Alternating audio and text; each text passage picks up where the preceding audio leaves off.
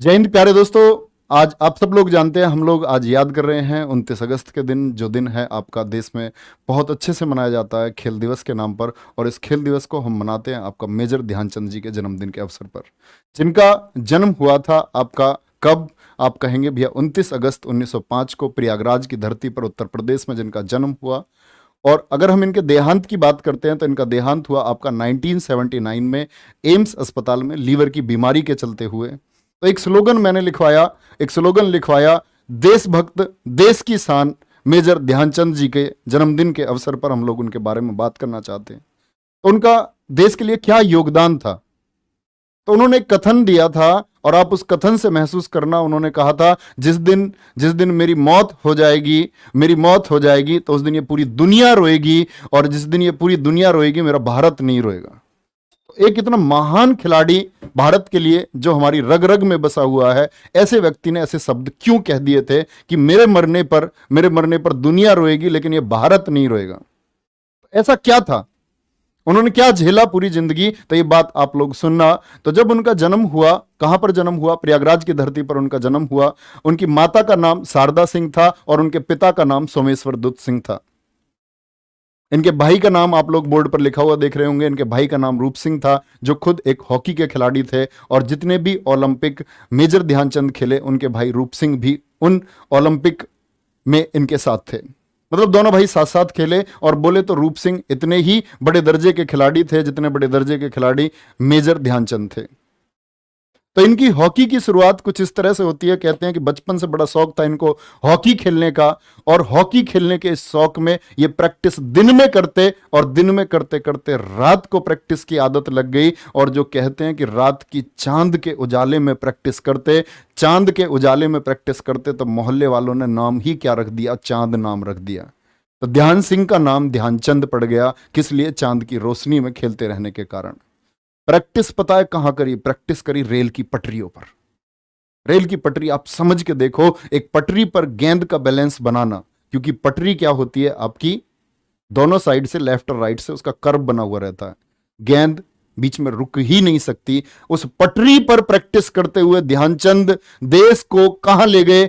Olympic में gold की तरफ ले गए। और प्रैक्टिस करते करते करते करते इतना अनुभव उनके अंदर आ गया कि उनके जीवन का पहला टूर्नामेंट जब हुआ, अपने जीवन का पहला टूर्नामेंट जब वो 1922 में आपका आर्मी में भर्ती हो गए, आर्मी में जब प्रमोट हो गए, तो उनकी जिंदगी का पहला टूर्नामेंट आया पंजाब टूर्नामेंट। और पंजाब टूर्नामेंट में वो शामिल हुए। और पंजाब टूर्नामेंट में प्यारे बच्चे, अगर मैं बात करूं तो वहीं पर इनका नाम पड़ा क्या? आपका हॉकी के जादूगर। हॉकी के जादूगर इनको कब कहा गया? पंजाब टूर्नामेंट के दौरान। और बच्चे, पंजाब इन्फेंट्री, यानी कि जब तक भारत क्या हुआ करता था, भारत तब तक गुलाम हुआ करता था, यानी कि तब तक एक ब्रिटिश सेना थी और ब्रिटिश सेना के गेम्स चल रहे थे हॉकी के। तो उसी आपके पंजाब इन्फेंट्री के गेम्स में शामिल हुए। तो कहते हैं कि ध्यानचंद जी का जो पक्ष था, ये लोग दो दो गोल से ट्रेल कर रहे थे, 2 गोल से ये पीछे थे। तो इनके कोच ने आवाज लगाई, ध्यानचंद डू समथिंग, कुछ करो। तो कहते हैं कि मैच खत्म होने में 4 मिनट बाकी थे, और 4 मिनट में आप सोच के देखना और फील करना, 4 मिनट में ध्यानचंद ने 3 गोल कर लिया। यानी 2 गोल जो ये पीछे चल रहे थे वो क्या कर लिया? वो बराबर कर लिया। और एक शॉट मारा आपका विनिंग के लिए, यानी 1 गोल से क्या कर दिया? मैच को अपने पक्ष में कर लिया। तो तब से नाम पड़ा, यार ये आदमी तो जादूगर है। 4 मिनट में 3 गोल, ये मायने रखता, आज तक के इतिहास में किसी ने नहीं किए, आज तक की हिस्ट्री में किसी ने नहीं किए। फिर उसके बाद आता है आपका, आप देख सकते हैं सामने, उसके बाद में ये कहां खेले अपना इंटरनेशनल टूर्नामेंट? ये सबसे पहले 1926 में न्यूजीलैंड में खेले। और न्यूजीलैंड में जब गए तो टोटल 21 मैच हुए। उन 21 मैच में से 18 मैच भारत ने जीते, 2 मैच आपके ड्रॉ हुए। और न्यूजीलैंड के पल्ले कितना आया? न्यूजीलैंड के पल्ले सिर्फ आपका 1 मैच आया, 1 मैच आया। और ये टोटल टूर्नामेंट में जो 192 गोल हुए, 192 गोल, इसमें से अकेले ध्यानचंद के 100 गोल थे। मतलब पूरी टीम जितने गोल करती थी उसमें से लगभग 50% गोल किनके होते थे? मेजर ध्यानचंद के होते थे। अब बारी आ रही है, 1926 खेल चुके, उसके बाद में लंदन गए, आपका लंदन फॉक स्टेन फेस्टिवल में जब ये गए तो कुल मैच हुए 10 वहां पर। और कुल गोल आप देख सकते हैं कितने गोल थे, कुल 72 गोल थे, और मेजर ध्यानचंद 50%, 36 गोल। पूरी टीम एक तरफ, मेजर ध्यानचंद एक तरफ।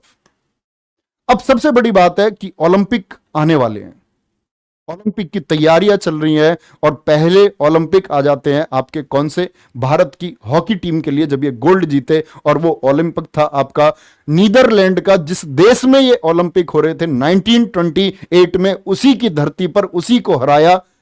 और फाइनल में जो हम लोग जीते, किससे जीते, 3-0 से जीते। मतलब नीदरलैंड को गोल करने ही नहीं दिया। और इस मैच में आपके मेजर ध्यानचंद जी के गोल कितने थे, इनके 2 गोल थे।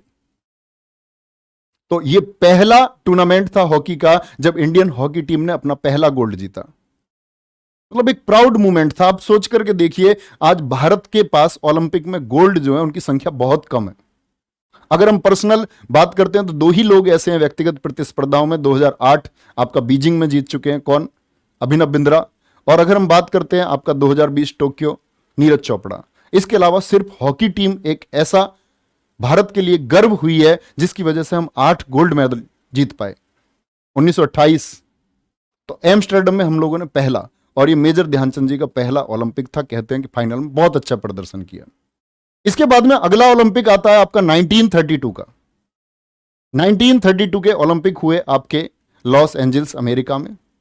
आप देख सकते हैं किसको हराया, उसी के ओलंपिक जहां हो रहा है अमेरिका में, वहीं उसी धरती पर अमेरिका को हराया फाइनल में। और फाइनल में आप लोग अंतर देखोगे गोल का, तो आप कहोगे भैया ये क्या कर दिया था इन्होंने। गोल का अंतर आप देखो, भारत की तरफ से 24 गोल थे, और अमेरिका कितना गोल कर पाया था बेचारा, सिर्फ 1 गोल। आप खिलाड़ी की महानता समझो ग्राउंड पर। 2 खिलाड़ी, कौन 2 खिलाड़ी, 2 खिलाड़ी, दोनों भाई, रूप सिंह और मेजर ध्यानचंद। मेजर ध्यानचंद ने 8 गोल किए, और रूप सिंह ने गोल किए आपके कितने, टोटल 10 गोल। है महान खिलाड़ी इनके भाई भी नहीं, बोलो यस और नो। तो कहते हैं कि भाई इनके जब ओलंपिक की शुरुआत हो रही थी तो इनका अनुभव इतना ज्यादा हो चुका था दोनों भाइयों का, कि जब हाफ मैच हो जाता था और हाफ मैच तक गोल अगर नहीं हो पाए, एक बार हुआ ऐसा वाकया कि ध्यानचंद हाफ टाइम तक कोई गोल नहीं कर पाए, तो ध्यानचंद के साथियों ने पूछा ध्यानचंद से कि ध्यानचंद ऐसा क्या हुआ है कि तुम गोल नहीं कर पा रहे हो, ऐसा तो आज तक नहीं हुआ कि तुम गोल नहीं कर पाए हो, ऐसा क्या कारण हुआ है। तो ध्यानचंद ने पता है क्या कहा, एक ही सेकंड में स्टेटमेंट दिया कि मैदान का जो मेजरमेंट है इसमें कुछ गड़बड़ है, ये मेजरमेंट पूरी है ही नहीं। क्योंकि उन्हें अपने अभ्यास पर, अपने जो प्रैक्टिस उन्होंने की थी उस पर इतना बिलीव उन्हें था कि ऐसा हो ही नहीं सकता। मैदान की माप हुई, और जो स्टैंडर्ड थे हॉकी के मैदान से, उन स्टैंडर्ड से मैदान की माप कम पाई गई। लोगों ने बोला यार ऐसा आदमी होना बड़े कमाल की बात है, मतलब बिगर बिगर फीते के एक माप कर देना। तो ऐसे ही 1932 का ओलंपिक हम लोग दूसरा गोल्ड मेडल जीते थे मेजर ध्यानचंद और इनके भाई रूप सिंह की मदद से। और तीसरा ओलंपिक आया था, सबसे बड़ी बात है, आप तारीख देख सकते हैं, हालांकि भारत तब तक आजाद नहीं था, बर्लिन ओलंपिक। फिर से वही बात, ओलंपिक कहां हुए, ओलंपिक जर्मनी में हुआ। देखो हमने मैदान पे जाकर के, जिस देश में हुआ हॉकी की टीम ने उसी देश पे जाकर के मात दी है, उस देश के अंदर जाकर के। तो ये मुकाबला था आपका, होना तो 14 अगस्त को था, लेकिन ये संयोग है, हालांकि हम आजाद बाद में हुए, ये संयोग था कि 15 अगस्त को, 15 अगस्त 1936 को ओलंपिक हुए बर्लिन में, जर्मनी की राजधानी। जर्मनी का ताना सहा, हिटलर उस समय मैदान में बैठा हुआ था अपनी टीम के सपोर्ट में, बड़े जोश में, क्योंकि इससे 3 साल पहले ही हिटलर 1933 में चांसलर बना था, 1933 में। और एक प्रैक्टिस मैच हुआ था भारत और जर्मनी के बीच में। इंडियन टीम उस प्रैक्टिस मैच को 4-1 से हार गई थी। तो बड़ा कहते हैं कि एकदम से कहते हैं ना कि डिमोटिवेट टीम हो गई, सब लोग बैठे हुए थे, ध्यानचंद पूरी रात नहीं सो पाए, क्या होगा। प्रैक्टिस मैच हम हार चुके हैं 4-1 से, और जर्मनी की टीम जो उस समय बोलते भी ओलंपिक के बाद में भारत की टीम से अच्छा प्रदर्शन था जर्मनी का, और जर्मनी दावेदार था फाइनल में कि जर्मनी जीतेगा। और ऐसी घड़ी आ गई उस ओलंपिक की कि डिमोटिवेट टीम जब उतरी मैदान में, तो आप देख सकते हैं हमने इनको कितने से मारा, 8-1 से हराया। फिर से दोनों भाई इस टीम के हीरो थे, और जिस उम्मीद से कहते हैं इस दिन दो शख्सियत इस मैदान में बैठी हुई थी, क्रिकेट के बादशाह sir Don Bradman, test cricket में बड़ा नाम रहा है। और स्पेशल बात है कि जैसे हम 29 दिसंबर को जन्मदिन मनाते हैं, ऐसे ही आपका 27 दिसंबर को डॉन ब्रैडमैन का भी होता है जन्मदिन। 2 दिन का अंतर है दोनों महान शख्सियत में। तो वो भी बैठे हुए थे, तो उनको जब बताया गया किसी ने कि भाई ध्यानचंद इतने गोल करते हैं, ऐसे गोल करते हैं, हॉकी से चिपका के रखते हैं गेंद को, पूरे मैदान में ऐसा कोई नहीं हो सकता जो उनकी हॉकी स्टिक से गेंद को अलग कर पाए। ये 2 लोग ऐसे, इन दोनों भाइयों के अगर हॉकी पे गेंद चली गई तो फिर कोई इस गेंद को इनकी हॉकी से छुड़ाने वाला पूरे मैदान में नहीं है, बस लोग इनके पीछे घूमते रहते हैं। तो डॉन ब्रैडमैन ने लिखा था ये गोल ऐसे करते हैं जैसे कोई बैट्समैन आपका बॉल, यानी कि बैट्समैन आपका बॉल से खेल रहा हो, रन बना रहा हो, ऐसी इनकी गोल की संख्या होती है जैसे बैट्समैन के रनों की संख्या होती है। हिटलर बैठा हुआ था तो शर्म के मारे डूब गया, बोला मैदान यार, टीम जो है मेरे सामने बैठे बैठे, यहां जर्मनी की टीम हार गई है, बोलते कि रूम में बुलाया और ऐसे ही नहीं जीत गए। उसने देखा प्रदर्शन, यार ये बारिश की वजह से जो मैच 14 अगस्त को होना था 15 अगस्त को हुआ, और इसकी वजह से ग्राउंड खाली है। और जब इन लोगों को लगा कि जूते पहन के खेलने की बढ़िया ग्राउंड पे लोग नहीं खेल पा रहे थे, तो ध्यानचंद ने कहा था नंगे पैर खेलेंगे। देश की बात है, तिरंगा बीच में रख दे, बोले नंगे पैर करेंगे, देश जो है नंगे पैर खेल के हमको जीतना। ये देश का ध्वज, ये देश का सम्मान आज हमारे हाथ में है और ये हमको ऊंचा करना है। तो हिटलर ने बोला, ए लड़के तुम क्या हो? तो ये कहते कि वो उस टाइम जब इन्होंने 1928 में आपका एम्स्टर्डम में गोल्ड जीता, फिर उसके बाद में इन्होंने 1932 में आपका लॉस एंजल्स में गोल्ड जीता, तो उसके बाद ये प्रमोट हो गए थे आर्मी में, लॉस नायक से ऊपर पहुंच गए थे, लेफ्टिनेंट ये बन गए थे। तो उन्होंने बोला यार तुम्हें ध्यानचंद देश ने क्या दिया है, तुम्हें देश ने? तो कहते कि ध्यानचंद ने एक बड़ी बात की थी और सब बच्चे को ये बात समझनी चाहिए और महसूस करनी चाहिए। ध्यानचंद ने कहा था कि ये मेरे देश का कर्तव्य नहीं है कि वो मुझे आगे बढ़ाए, ये मेरे देश का कर्तव्य नहीं है कि वो मुझे आगे बढ़ाए, ये मेरी जिम्मेदारी है कि मैं इस देश को आगे लेकर के जाऊं। कितना बड़ा कोट है, आप समझ के देखो, इसको फील करो। जहां आज के यूथ, आप सोचेंगे कि भाई आज की पढ़ी लिखी कौम सरकार को गालियां दे रही है, देश को गालियां दे रही है, ऐसे में एक व्यक्ति कह रहा है कि ये देश की जिम्मेदारी नहीं है कि वो मुझे आगे लेके जाए, ये मेरी जिम्मेदारी है कि मैं अपने देश को आगे लेकर के जाऊं। इतनी बड़ी थिंकिंग। बोला है लड़के, मैं तुम्हें एयरफील्ड मार्शल बना दूंगा, सेना में मैं तुम्हें आपका बड़ा पद दूंगा, आप जर्मनी की तरफ आ जाओ, जर्मनी की नागरिकता तुम्हें। बोले नहीं, देश के लिए खेलूंगा। बोलो किसके लिए? देश के लिए, मैं देश के लिए खेलूंगा। ये स्पिरिट था।